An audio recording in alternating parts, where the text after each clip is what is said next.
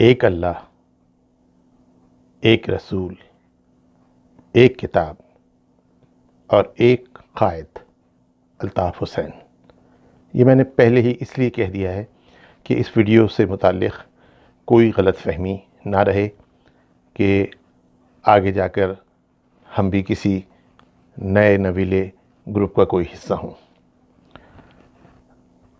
مہاجروں کے لیے ایک کڑا وقت ہے۔ اگر کوئی تحریک کامیاب ہوتی ہے تو الیکشن بھی ہو سکتے ہیں، بلدیاتی الیکشن بھی ہو سکتے ہیں، اور ہمارے لیے ایک شدید کنفیوژن کی پوزیشن ہے۔ لیکن اس سے پہلے کہ ہم بات چیت شروع کریں، میں ایک بات واضح کر دینا چاہتا ہوں کہ پاکستان میں رہنے والی مہاجر قوم کا مطلب وہ ہے جو میں نے پہلے بیان کیا کہ ہمارا قائد صرف الطاف حسین ہے۔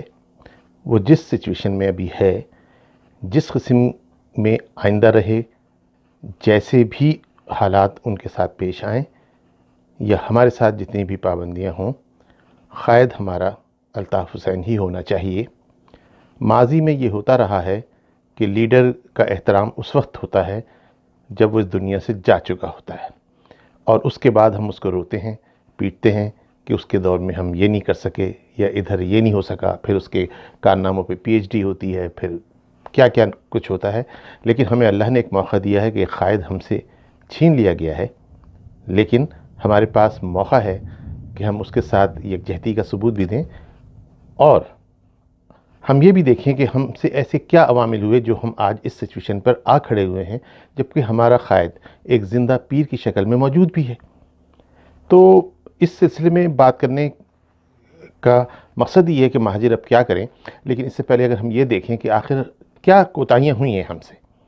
سب سے پہلے ہم قیادت کی کوتاہیوں کے بارے میں بات کرتے ہیں، بڑی جرأت کر کے اور بڑی موزت کے ساتھ، کیونکہ ہمارا قائد ابھی زندہ جاوید ہے اور ہمارے درمیان موجود ہے۔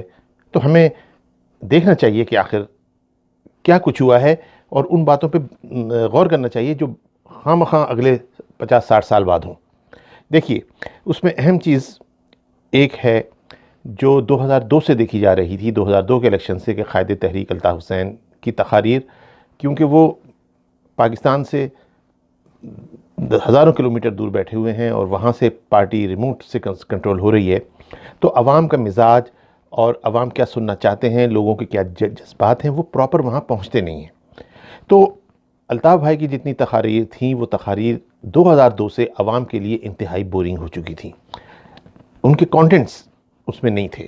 مثال کے طور پہ جب الطاف بھائی کی تقریر کا موقع آتا تھا، 2002 کے الیکشن سے یہ میں بتا رہا ہوں، اس سے پہلے بھی تھوڑا بہت تھا، کہ جیسے ہی الطاف بھائی نے ہلو کیا، لوگوں نے شروع کے نعرے لگائے اور پبلک نے پیچھے سے میدان چھوڑ کے جانا شروع کر دیا۔ الطاف بھائی بہت دقیق، بہت اہم مسائل پہ بات کیا کرتے تھے، لیکن وہ بات جلسوں میں، عوامی جلسوں کے اندر وہ سوٹ نہیں کرتی۔ تو لہٰذا عوام کے اندر الطاف بھائی کا جو بھی لیکچر تھے، جو ان کی فکری نشستوں میں باتیں ہوا کرتی تھیں، وہ باتیں وہ جلسوں میں کیا کرتے تھے۔ ساری دنیا کے اقوام کے بارے میں معلومات، سیوک سینس کے بارے میں معلومات، مدنیات، عمرانیات، تو پبلک جلسہ چھوڑ کے چلی جاتی تھی۔ تو کمیونیکیشن کا زبردست فقدان ہوا، جو الطاف بھائی اور کارکنوں کے درمیان اس کے بعد بڑھتا چلا گیا۔ اس کے بعد حکومت میں ہم ہر دور میں شامل ہوتے رہے۔ 2002 کے بعد 2002 میں شامل تھے، پھر 2008 میں شامل ہوئے، پھر 2013 میں نہیں شامل ہوئے، 2008 میں جھگڑے ہوئے۔ اس سے پہلے 93 اور 88 کے اندر بھی یہی مسائل چلے۔ تو اس سے بھی ایک استحکام ہماری تحریک میں نہیں آیا، نہ یہ پتہ چلا کہ آخر ہمارے مقاصد آگے چل کر کیا ہیں۔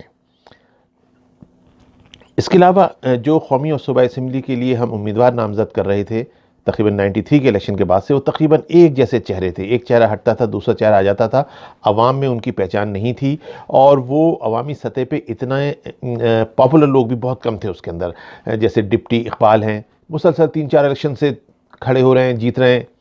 اس کے علاوہ پروفیسر شمس تھے ایک۔ تو اس طرح امیدوار ایک خاص قسم کا مافیا اختیار کر گئے کہ وہی چہرے، ہر سال وہی چہرے، ہر الیکشن کے اندر وہی چہرے، ہر الیکشن میں وہی چہرے۔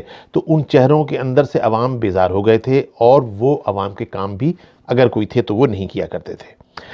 اور جو اس سے بڑی وجہ تھی ہماری کوتاہیوں کی، کہ جو ہمارے اہم قومی امور تھے جن کی بنا پر مہاجر متحد ہوئے تھے، مہاجر قومی موومنٹ بنی، پھر متحدہ قومی موومنٹ بنی، جو کوٹا سسٹم یا اس سے ریلیٹڈ مسائل جس میں مہاجر نوجوانوں کے لیے قومی سطح پہ حکومت کی نوکریوں میں جگہ کا فقدان تھا۔ مرکزی حکومت کو تو چھوڑ دیں، صوبائی حکومت میں بھی ایم کیو ایم کے ہونے کے باوجود 30 سال ایم کیو ایم کسی نہ کسی طریقے سے طاقت میں رہی، اقتدار میں نہ رہی، طاقت میں رہی ہے، لیکن مہاجروں کی جو ترسیل اس میدان میں ہونی چاہیے تھی، سندھ کے اندر 40% ہم ہونے چاہیے تھے جو نظر آنے چاہیے تھے، لیکن سندھ سیکریٹریٹ اور اس کے علاوہ سندھ کے دیگر محکموں میں کہیں بھی آپ کو مہاجروں کی تعداد مناسب نہیں دکھائی دے رہی، بلکہ کم سے کم ہوتی چلی گئی۔ 30 سال ہونے کے باوجود اگر آپ تولیں گے تو آپ کو 30 سال سے پہلے یعنی 80 کی دہائی میں اور 70 کی دہائی میں مہاجروں کی بہت بڑی تعداد ریلوے، ٹیلی فون، آپ کا ٹی این ٹی ڈپارٹمنٹ اور اس کے علاوہ ایئر لائن، کراچی کی electric supply corporation, shipping, Karachi shipyard, steel mill اور مشین ٹول فیکٹری، اس جیسے کئی اداروں میں بہت زیادہ نظر آیا کرتی تھی، لیکن یہ 30 سال سے بتدریج ڈاؤن ہوتی چلے گئی، اس لیے کہ کسی بھی طریقے سے سازش کر کے یا جو پس پردہ چلمنے ہیں انہوں نے ہمیں لڑائی جھگڑوں پہ لگا دیا، جو ہمیں لڑنا پڑے لڑنا ہی تھے، لیکن ہم اہم جو ہمارے امور تھے ان کو ہم چھوڑ چلے۔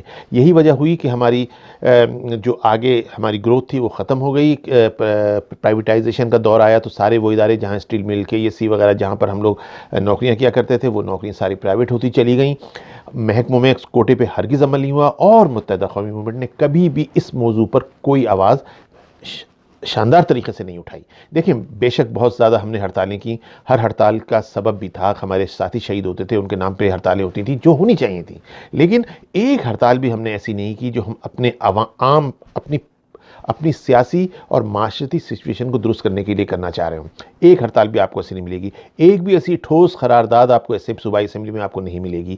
ہوں گے تو الطاف بھائی کے بارے میں ہوں گی، ارکان اسمبلی کے جو حقوق ہیں ان کے بارے میں ہوں گی، ساری دنیا کے مسائل کے بارے میں ہوں گی، طاہر القادری اور عمران قادری اور عمران کے خان کے دھرنے کے حوالے سے ہوں گی، لیکن ہمیں اپنے لیے سیاسی طور پہ 30 سال کے اندر ہم نے کوئی سیاسی اقدام نہیں اٹھایا۔ دیکھیں سیاسی اقدام اٹھانا یہ قیادت کا ہی فرض ہوتا ہے۔ دیکھیں پیپلز پارٹی بھٹو کے دور میں اقتدار میں آئی، 5 سال اس نے حکومت کی 70 کے بعد، دیکھیں آئین بنا کے آپ کو وہ دے گیا، اور اس کے علاوہ اس نے کوٹا سسٹم کی بنیاد سندھ میں ڈال دی۔ اس کے بعد ماضی قریب میں آپ آ جائیں، آصف زرداری 2008 میں آئے برسر اقتدار بے نظیر کی شہادت کے بعد، آپ دیکھیں انہوں نے 18ویں کچھ بھی آپ کہتے ہیں کرپٹ شرپ جو کہتے ہیں 18ویں ترمیم کو انہوں نے نافذ کیا۔ صدر کا جو اختیارات تھے، جو پچھلے کئی سالوں سے صدر پس پردہ لوگوں کی باتوں میں آ کے وزیر اعظم کو 1 منٹ میں اکھاڑ کے پھینک دیتا تھا، انہوں نے 52B کو ختم کیا، کام کیا، اس کو کہتے ہیں کام۔ پھر نواز شریف آئے، نواز شریف کا جو دور ہے اس کے اندر آپ دیکھیں مستحکم ہوئی، انہوں نے عدالتوں کے اندر جو آرٹیکل 6 کے تحت جنہوں نے آئین سے غداری کی تھی ان لوگوں کے مقدمات کو یقینی بنایا، اور اس کی سزا مشرف کو ابھی ہوئی، اور اس کے علاوہ اس میں ایٹمی صلاحیت کا اظہار یعنی دھماکہ کیا نواز شریف نے۔ اس کے علاوہ لاہور پنجاب کو اس نے ترقی دی، اور کراچی میں بھی ترقی دینے والا تھا۔ کراچی کے حوالے سے بھی 1991 میں سب کو یاد ہوگا الطاف حسین کے ساتھ لیاقت آباد 10 نمبر میں جلسے میں خطاب کرتے انہوں نے کہا تھا ہم یہاں مونو ٹرین چلائیں گے، جو آج تک نہیں چلی، لاہور میں چل گئی۔ اس کی وجہ نواز شریف تو نہیں تھا، نواز شریف پہ وہ دباؤ تھا کہ ان کو ہٹاؤ، 92 کا آپریشن تھا۔ اور آج کل کے جو حالات ہیں اس کے بعد آپ سب کو اس بات کا اندازہ ہو گیا ہوگا کہ نواز شریف ہوں یا آصف زرداری ہوں، یہ جو کچھ بھی ہمارے خلاف آپریشن کیا کرتے تھے کس طرح کیا کرتے تھے، آج ان کے خلاف بھی ہو رہا ہے۔ تو یہ قیادت کی بنیادی کوتاہیاں تھیں جس کی بنا پر مہاجر عوام 30 سال ریموٹ کنٹرول لندن سے کنٹرول تو ہوتے رہے، لیکن نیچے سے ان کی سطح پہ کھڑے نہ رہ سکے، ان کے نیچے سے کارپیٹ کھینچا جاتا رہا۔ اس کے بعد یہ ہوتا تھا کہ جو اہم ترین فیصلے ہوتے تھے اس کے بارے میں عوام کو قطعی نہیں بتایا جاتا تھا کہ ہم حکومت سے کیوں نکل گئے، یا ہم حکومت میں کیوں شامل ہو گئے، یا ہم فوج کی حمایت میں ریلی کیوں نکال رہے ہیں، یا ہم طالبان کے خلاف کیوں ہو گئے ہیں، یا طالبان کے خلاف ریفرینڈم کرا رہے ہیں تو طالبان کے خلاف ریفرینڈم کیوں کینسل کر رہے ہیں۔ عوام کو بتانا پسند نہیں کیا جا سکتا، کسی سطح پہ بھی عوام کے ساتھ کوئی کنیکشن نہیں ہوا کرتا تھا۔ اس کے بعد الطاف حسین کی بیماری کے حوالے سے ایک بہت بڑی یہاں پر ایک نیوز رچائی گئی جو تقریباً 7 سال چلتی رہی کہ الطاف بھائی کا یہ ہو گیا، خدا نخواستہ یہ ہو گیا ہے، میں بیان نہیں کرنا چاہتا۔ ہمیں عوام کو، کارکنوں کو یہ نہیں بتایا گیا کہ وہ صحت مند ہیں، وہ ماشاءاللہ خیریت سے ہیں. کارکنوں کو بھی اتنا ہی کنفیوز رکھا گیا جتنا سیاسی لوگوں کو. تو یہ اسٹریٹجی نے بہت برا اثر ڈالا. یہی وجہ تھی کہ جب 2013 کے الیکشن ہونے لگے تو ہماری قوم کے اندر سے کچھ لوگوں نے بیزار ہو کے کہ الطاف بھائی تو بیمار ہیں اور کیا ہوگا اور کیا نہیں ہوگا، پی ٹی آئی کی طرف ووٹ دینے کے لیے آگے بڑھے. اور پھر ہمیں حیران کن نتائج دیکھنے کو ملے کہ 90 کے حلقے سے بھی پی ٹی آئی نے 60,000 ووٹ لے لیے، جو کہ بعد میں ہم نے اس کو کور کر لیا. لیکن یہ وہ خرابیاں تھیں، کارکنوں کے ساتھ کانٹیکٹ میں نہ رہنا، یہ ہماری قیادت کی کوتاہیاں تھیں. اور ایک اور بات بھی ہے کہ لندن کے اندر ایک مخصوص قسم کے ٹولے کو مستقل وہاں پہ رکھنا، اور اس ٹولے نے الطاف بھائی کو عوام سے آرام سے دور کر دیا. الطاف بھائی تک پہنچنے کے آگے کم سے کم 10 پردے تھے، 1 2 3. اور تو اور کارکنوں کے ساتھ یہ مسائل تھے کہ ایک کارکن جو بنیادی طور پہ کارکن ہوتا ہے اور اس کو آگے بڑھنے کے لیے محنت کرتا، قربانیاں دیتا، کسی کے بھائی شہید، بہنوں نے کام کیا، اور اس کے بعد وہ ایک میکسیمم اگر جا سکتا تھا تو وہ جوائنٹ سیکٹر انچارج، یہ اس کی آخری لمٹ تھی. ایک کارکن کی آخری لمٹ تھی جوائنٹ سیکٹر انچارج، اس کے بعد وہ آگے کہیں نہیں جاتا تھا. پھر 90 پہ ایک مافیا بیٹھا ہوتا تھا، میں اس میں سے کچھ لوگوں کے نام بھی جانتا ہوں، میں لینا نہیں چاہ رہا اس وقت، آپ خود سمجھ لیں جن کو وہاں پر لوگ بیٹھا ہوا ایک گروپ ملتا تھا. وہ مافیا اپنی مرضی رچاتا تھا اور وہ ہمیشہ نافذ رہا، وہ ہمیشہ مسلط رہا وہاں پہ. کارکن جوائنٹ انچارج کے بعد کچھ بھی نہیں ہوتے تھے، اور وہاں سے بھی جو کبھی مارے جاتے تھے، کبھی نکالے جاتے تھے، کبھی کچھ ہوتا تھا. تو یہ وہ کوتاہیاں تھیں جن کی بنا پر ہم اندر سے کمزور ہو رہے تھے. اب خود ہم یہ سوچتے ہیں کہ ہماری اپنی کیا کوتاہیاں تھیں مہاجروں کی. یہ تو ہماری سیاسی قیادت کی کوتاہیاں ہو گئیں، جس میں بلا شبہ قائد بھی شامل ہیں، لیکن وہ زندہ جاوید ہیں، تو ہمارے لیے بہت اچھی اپرچونٹی ہے کہ ہم ان کے بارے میں بات کر سکتے ہیں. ہماری اپنی کوتاہیاں یہ تھیں کہ ہم نے ایک تو بہت زیادہ توقعات رکھ لیں کہ جی اب راج کرے گا مہاجر اور یہ ہوگا اور وہ ہوگا، جو کہ ظاہر موجودہ سیاسی حالات کے اندر جس قسم کی پیش بندی ہمارے خلاف ہمیں گھیرا ہوا تھا اس میں مشکل تھی، تو وہ کامیاب نہیں ہو سکتی. تو ایک توقعات تھیں بہت زیادہ. اور اس کے بعد ہمارے اندر جو ایک جاگیردارانہ سسٹم جو پنجاب اور ادھر چل رہا تھا، وہی ٹائپ کی ایک چیزیں آ گئیں کہ جو آپ کا یونٹ انچارج بن گیا، جو علاقے کا ایم پی اے بن گیا، وہ ان کے اندر ایک گردن میں رونت آ گئی. اور تھوڑا سا کیونکہ وہ مڈل کلاس سے بھی تھے، تو مڈل کلاس کو بھی اتنے زیادہ پیسے کی عادت نہیں تھی یا اتنے زیادہ طاقت کی عادت نہیں تھی، تو وہ تھوڑا سا لوگوں کے ساتھ مشکلات پیش آنے لگیں. جس میں دوسری پارٹ ہمارے بھی قصور ہے، جو ان سے بھیڑتے تھے وہ بھی قصوروار تھے کہ وہ سمجھتے تھے کہ اب ہماری حکومت آ گئی تو یہ ایم پی کی کیا حقیقت ہے اور یہ یونٹ انچارج کی کیا حقیقت ہے. لیکن وہ ایک رفٹ مستقل پیدا ہو گئی، جو آپ میں سے ہر ایک کو یاد ہوگا کہ ہر آدمی ایم کیو ایم کے کارکنوں کو برا بھلا کہتا تھا، یونٹ انچارج کو کہتے تھے گنڈے. ایک مڈل کلاس آبادی کے اندر تو یہ بالکل تھا، جس میں لیاقت آباد، ناظم آباد، گولی مار، گل بہار، نارتھ کراچی، لانڈھی، ملیر، کورنگی، سرجانی، بلدیہ ٹاؤن، یہ سارے علاقے ان چیزوں میں شامل ہیں، ونبرس روڈ بھی. اچھا، پھر ہمارے اندر مہاجروں کے اندر جو ایک پرانی ایک عادت تھی خود کو مذہبی طور پر بڑا اچھا مسلمان ثابت کرنا، تو اس حوالے سے وہ یعنی جس طریقے سے ایم کیو ایم کی حمایت ہونی چاہیے تھی اس طریقے سے حمایت نہیں کرتے تھے، اور ہمیشہ معزز خواہانہ رویہ اختیار رکھتے تھے. ہر مہاجر ایم کیو ایم کا ووٹر ضرور ہوتا تھا، لیکن جب 4 لوگوں میں بیٹھتا تھا تو وہ اپنے آپ کو کہتا ہمارا تعلق نہیں ہے، ہمارا سیاست سے تعلق نہیں ہے. تو یہ ہماری اپنی کوتاہیاں تھیں کہ جب ہماری شناخت کی ایک پارٹی موجود ہے تو ہم اس کو اپنے سے آئسولیٹ رکھنے کی کوشش کر رہے ہیں. یہی آپ اس طرح سمجھ لیں کہ جب کوئی شادی میں بھی ہوتا تھا تو لڑکی والے پوچھتے تھے لڑکا کسی سیاست میں تو نہیں ہے، لڑکا کسی پارٹی میں تو نہیں ہے. یعنی ایک ایم کیو ایم جو ایک پاکستان کی تیسری بڑی جماعت تھی، اس سے تعلق کو ایک معذرت کے طور پہ استعمال کیا جاتا تھا. اور خاص طور پہ 2013 کے الیکشن میں تو جان بوجھ کے پی ٹی آئی کو ووٹ دیے جو مہاجر ووٹر بھی تھے کہ نہیں جی نہیں، ہمارا تو یونٹ انچارج بہت گالیاں دیتا ہے، وہ اس نے تو فلاں کا مکان پہ یہ کر دیا، اس نے یہ کام کر دیا. تو جا کے خواہ یہ ہماری اپنی ذاتی مہاجروں کی میں کہوں گا کہ ہماری اپنی یہ خرابیاں ہیں. ہم ایک نہیں ہیں اور ہم جلتے ہیں، کڑتے ہیں، یہ ہماری کوتاہیاں ہیں. یہی وجہ ہے جو آج ہم یہ دن دیکھ رہے ہیں کہ ہم جان بوجھ کے پی ٹی آئی کو، ہم میں سے تقریباً 20% لوگ پی ٹی آئی کو 2018 کے الیکشن میں ووٹ دے کے آئے، 2013 کے الیکشن میں ووٹ دے کے آئے، اور 2018 میں بھی 10% نے ووٹ دیا.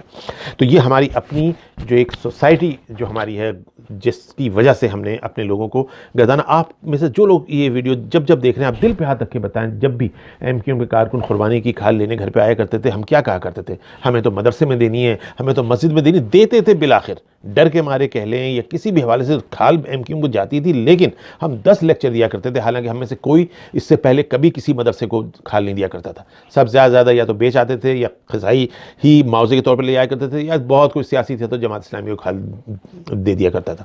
لیکن ہم نے ہمیشہ ایم کیو ایم کو کھال تک دینے میں مسائل پیدا کیے, چندہ دینے میں مسائل پیدا کیے. تو یہ ہماری اپنی بھی کوتاہیاں تھیں. اب آ جاتے ہیں اس بات پہ اب ہمیں کیا کرنا ہے.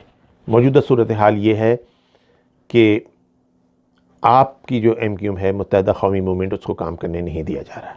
الطاف حسین کے نام پہ ایک ضد بنا لی گئی ہے اسٹیبلشمنٹ نے کہ الطاف حسین کے نام کو ہم یہاں نہیں آنے دیں گے, اور اس میں ہماری جو میں نے قیادت کی کوتاہیاں بیان کی ہیں اس کے اندر وہ ایک سملر ایک جیسی رابطہ کمیٹی یا قیادت یہاں تھی جو اس قدر بک چکی تھی, پیسہ کھا کے آدمی سست ہو جاتا ہے نا. تو وہ یعنی یہ تاریخ میں لکھا جائے گا, اس پہ ریسرچ ہوگی کہ پوری پارٹی ہائی جیک ہو گئی.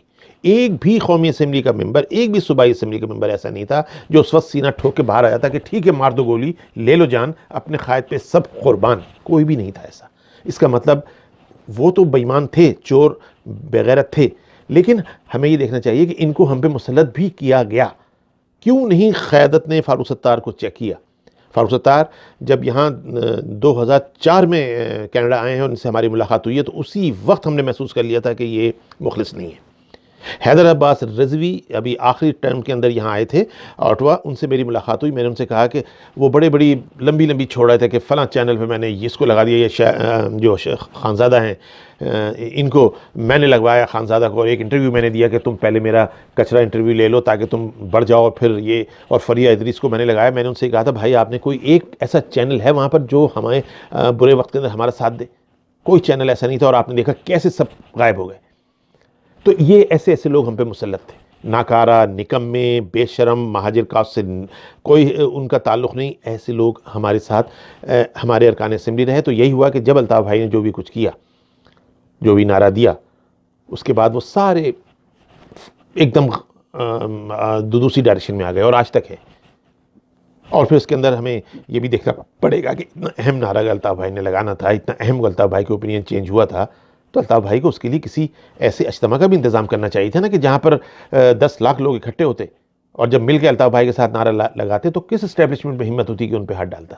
آپ نے 2 درجن آدمی پہ, جس میں سارے غدار تھے, آپ نے زندگی کی اہم تقریر کر دی, جبکہ آپ جانتے تھے کہ مہاجر جیسا بھی ہے پاکستان کے ساتھ ہے, پاکستان کو نہیں چھوڑ سکتا مہاجر. جو یہ آگے, اب تو اس کے پاس کوئی چوائس نہیں ہے.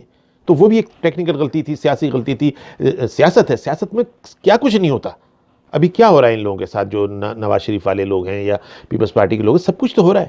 ہمارے ساتھ بھی کسی اور انداز میں ہو رہا تھا. لیکن اس کا مطلب یہ تو نہیں ہے کہ اب مرد آباد اور یہ کر دیا جائے. تو لیکن یہ کریں, لیکن طریقہ ہوتا ہے نا. کسی اور سے, یہ عامر خان سے لگوا دیتے نعرہ, فاروق ستار سے کہتے تم میری طرف سے یہ نعرہ لگا دو, نہیں کر سکے نا. تو یہ سب ہماری قیادت کی کوتاہیاں تھیں. اور جیسا کہ بہرحال ہم اب یہ آ رہے ہیں کہ اس وقت ہماری سچویشن یہ ہے کہ ہمیں تو کسی حالت میں یہ چلنے نہیں دیں گے. ہمارے لیے انہوں نے جو چاہتے تھے 10 مہاجر پارٹیاں بنا دی ہیں, ہر پارٹی کو ویلکم کر رہے ہیں. الطاف بھائی کے ساتھ جو چلتے تھے ندیم نصرت, ان کو بھی ویلکم کہہ رہے ہیں. مصطفیٰ کمال کو, جس کو پہلے برا بھلا کہا جاتا تھا ایک زمانے جب الطاف بھائی کے ساتھ ہے, تو آج وہ ان کو ڈیفنس میں مکان لے کے دیے ہوئے ہیں. آج یہ مہاجر قومی موومنٹ, متحدہ قومی موومنٹ, خالد مقبول والا گروپ, جس کو ہم عسکری گروپ کہہ سکتے ہیں, یہ ہے بھی کام کر رہا ہے. تو یہ سب لوگ ہیں. اور بھی چاہیں گے کہ اور گروپ بن جائیں. یہ تو چاہیں گے کہ وہ ڈاکٹر شریعت العباد بھی کوئی گروپ بنا لیں. پھر فاروق ستار کو بھی ابھی انہوں نے معاف چھوڑا نہیں ہے, ان کو بھی کوئی نہ کوئی لائن دی ہوئی ہے, انہوں نے بھی ایک جھنڈا لے کے چل رہے ہیں وہ. تو انہوں نے تو توڑ دیا, مہاجروں کو بالکل منتشر کر دیا. تو مہاجر کیا کریں؟ بالکل مہاجر یہ کریں, ان میں سے کسی گروپ کو بھی, جو بھی الطاف حسین کے نام کے بغیر جو بھی گروپ کام کرے, ہمارا ان سے تعلق نہیں. وہ مہاجر ہی نہیں جو اللہ, رسول, قرآن اور اپنے قائد الطاف حسین کے بعد کسی اور لیڈرشپ یا کسی اور پارٹی سے تعلق رکھے یا اس کو ووٹ دے. مہاجر کی شناختی یہ ہونی چاہیے. یہ ہمیں کرنا ہے. ہمیں کسی جتنے گروپ بنانے دیں, گروپ 10 گروپ بنانے دیں, نہ الیکشن میں ووٹ دینے جانا ہے, نہ ہم نے ان کو تسلیم کرنا ہے, نہ ہمیں ان کو ماننا ہے, نہ ہمیں ان کو مہاجر ماننا ہے. مہاجر تو وہی ہے جو پس رہا ہے اپنی پرانی قیادت کے ساتھ, وہی مہاجر ہے, اور یہی مہاجر کی تعریف ہے. پہلا سٹیپ تو یہ ہے. دوسرا سٹیپ یہ ہے کہ بہرحال سیاست آگے بڑھتی رہے گی. کبھی بھی کوئی موقع بھی آ سکتا ہے کہ جب الطاف بھائی بھی دوبارہ رونما ہو سکیں, اللہ تعالیٰ ان کو زندگی عطا فرمائے. لیکن کل کو کوئی انتخابات ہوتے ہیں تو ہمیں کیا کرنا ہے؟ 2018 کے الیکشن میں لوگ زبردست کنفیوز تھے. میں پاکستان میں ہی تھا اس وقت, اور میں نے لوگوں کو اتنا پریشان کبھی نہیں دیکھا کہ ووٹ کس کو دیں. اگر ایم کیو ایم جو بھی نام نہاد تھی اس کو نہ دیں تو کیا پی ٹی آئی کو دیں، اور اگر ہم ووٹ ہی نہ دیں تو دوسری کوئی پارٹی جیت جائے گی. تو کم ووٹر نکلا لیکن وہ کنفیوز ہی نکلا، اور اس کی وجہ سے یہ الٹے سیدھے نتائج آئے. وہ تو پی ٹی آئی پنجاب میں ہار گئی تھی تو ان کو یہاں سے جتانے کے لیے ساری سیٹیں دینی پڑیں پی ٹی آئی کو کراچی کی، ورنہ ایکچولی ان کا مقصد تو یہ تھا کہ 4 سیٹیں مصطفیٰ کمال کو، 4 سیٹیں خالد مقبول کو، 1 آدھ سیٹ ادھر ادھر دے کے اس طرح ان کو بیلنس کرنا تھا. الیکشن تو کراچی میں ہوئی نہیں ہے، لیکن اب کیا کرنا ہے، کیسی طرح بندر بانٹ کرنے دینی ہے. الطاف بھائی تو نہیں ہوں گے ابھی بھی، الطاف بھائی کی پارٹی کو تو نہیں آنے دیا جائے گا، ضیاء الطاف کا نعرہ تو نہیں لگانے دیا جائے گا. تو پھر ایک خاموش انقلاب آ سکتا ہے. خاموش انقلاب لانے کے لیے جو بھی بندہ سامنے آئے گا وہ اغوا کر لیا جائے گا. جیسے ہی اندازہ ہوگا کہ اس کے تعلقات پیچھے سے الطاف حسین سے ہیں تو صبح اس کی لاش مل سکتی ہے. تو جو دشمن کا دشمن ہو ہمارے، یعنی ہمارے دشمن کا بھی جو دشمن ہو وہ ہمارا دوست، بس یہ ہمارا فیصلہ ہونا چاہیے. جو ہمارے دشمن سے، جس نے ہمیں اکھاڑ پھینکا، جس نے ہمیں شکست دے دی، جس نے ہماری جڑیں ہلا دیں، اس کا جو دشمن ہے، کراچی کو خاموشی سے اس کو ووٹ دے دینا چاہیے، بلا مشروط، کوئی شرط نہیں، خاموشی سے. یہ کام ہمیں کرنا پڑے گا تاکہ دشمن کا دشمن کامیاب ہو سکے، اور آج نہیں تو کل ان کو سمجھ میں آئے کہ ہم کن حالات میں اس کو ہم نے ووٹ دیا ہے اور کن حالات میں ہم اس گروپ کے ساتھ ہیں. تو ہمارے لوگ جو آج کل کی سیاست میں پانی کی طرح بہہ رہے ہیں اور وہی پوسٹیں ان کی، وہ چور ہیں، وہ لٹیرے تھے، وہ فلانے تھے، وہ دشمن تھے، ابھی سب ثابت ہو گیا کہ کوئی کچھ نہیں ہوتا. ایک طاقت اور ہوتی ہے جو سب کچھ ہوتی ہے اور سب کچھ کرواتی ہے.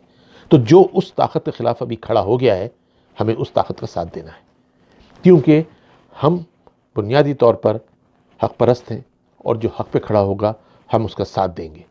ہم اس جماعت کے نام بھی لے سکتے ہیں، لیکن آپ سب سمجھتے ہیں کون اس وقت اسٹیبلشمنٹ کی وجہ سے مصائب کا شکار ہے، لیکن وہ جھنڈا لے کے چل رہے ہیں. آپ کا نام وہ نہیں لیں گے، وہ بزدل ہیں، وہ بزدل ہی تھے جو یہ دن دیکھ رہے ہیں. لیکن ہمارے پاس کوئی چوائس نہیں ہے. ہم کسی ایرے غیرے نتھو خیرے مہاجر گروپ کے ساتھ اگر جائیں گے تو آپ سمجھیں کہ آپ اپنی ٹانگیں کٹوا لیں گے. ہمارے کوئی عزت جو کہ ابھی بھی نہیں ہے برباد ہو کے رہ جائے گی. تو ہمارا مستقبل قریب، میں آگے تک کی بات نہیں کر رہا، دشمن کے دشمن کا ساتھ دینے میں ہے.